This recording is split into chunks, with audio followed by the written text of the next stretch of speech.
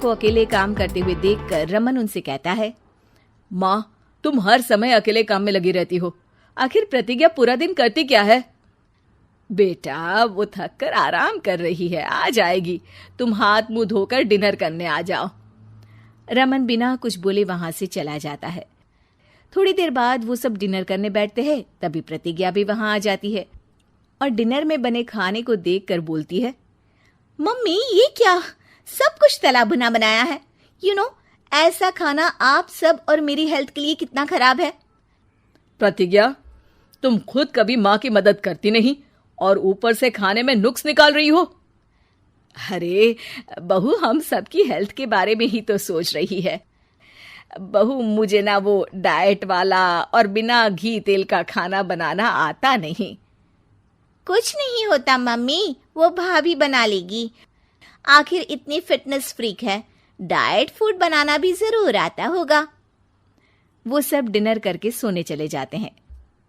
अगली सुबह फिर हमेशा की तरह प्रतिज्ञा अपनी एक्सरसाइज और योगा करने लगती है और उसकी सास घर का सारा काम, जिसे करते हुए अचानक उनकी तबीयत खराब हो जाती है और सीने में दर्द शुरू हो जाता है।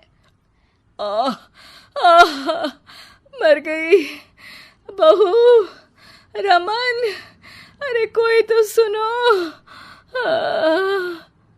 और इसी बीच वे बेहोश हो जाती हैं। सास की आवाज सुनकर प्रतिज्ञा और उसका पति भागते हुए रसोई में आते हैं, जिसके बाद उन्हें लेकर अस्पताल जाते हैं। डॉक्टर प्रतिभा की सास का चेकअप करके कहते हैं, अरे, इनका कोलेस्ट्रॉल लेवल तो बहुत हाई है और दिल भी कमजोर होता जा रहा है। इनका लाइफस्टाइल और खाने पीने की आदत बदलनी होगी।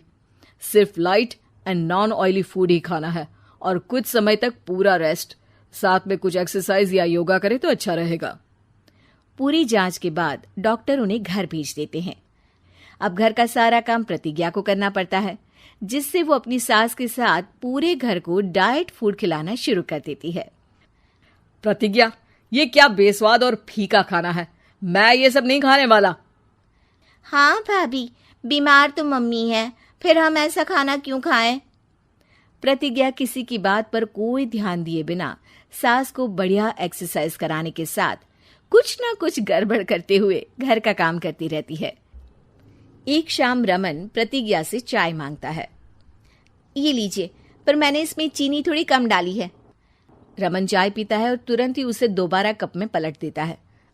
अर्र, कौन सा जहर है? अरे, जहां खाने में नमक डालना होता है वहां डालती नहीं और इसमें नमक ही नमक भर दिया। उई माँ, सॉरी, मैं दूसरी चाय बना देती हूँ। अरे रहने दो, तुमसे फिटनेस का ध्यान रखने के अलावा और कुछ नहीं हो सकता। इसके बाद प्रतिज्ञा कपड़े धोने जाती है, जिसमें वो रंगीन और सफेद सब कपड़े एक जगह मिक्स कर देती है, जिससे एक कपड़े का रंग दूसरे पर चढ़ जाता है और उसी वजह से रेखा की नई ड्रेस खराब हो जाती है। भाभी, ये आपने क्या किया? मेरी नई ड्रेस थी, सारी खराब कर दी।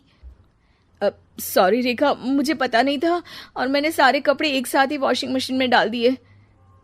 जहां एक तरफ प्रतिज्ञा घर के हर काम में रोज कोई ना कोई ब्लंडर करती, वहीं सास को एक्सरसाइज कराने और हेल्दी फूड खिलाने में कोई कमी नहीं छोड़ती, जिस वजह से जल्द ही उसकी सास पहले से भी अच्छी हो जाती है। हेल्दी फूड तो ठीक है, पर बहू, आज हम खीर बनाएंगे। मम्मी, मुझसे खाना तो ठीक तरह बनता नहीं, खीर कैसे बनाऊंगी? और अगर अच्छी नहीं बनी तो रमन गुस्सा हो जाएंगे। अरे कोई गुस्सा नहीं होगा और देखना, खीर भी बहुत स्वादिष्ट बनेगी। प्रतिज्ञा की सास उसके साथ रसोई में जाकर उसकी मदद करते हुए खीर बनाना सिखाती है, जिसे खाकर रमन तारीफ करते हुए कहता है, वाह, क्या टेस्टी खीर बनी है, मजा आ गया आज तो। आज ये खीर प्रतिज्ञा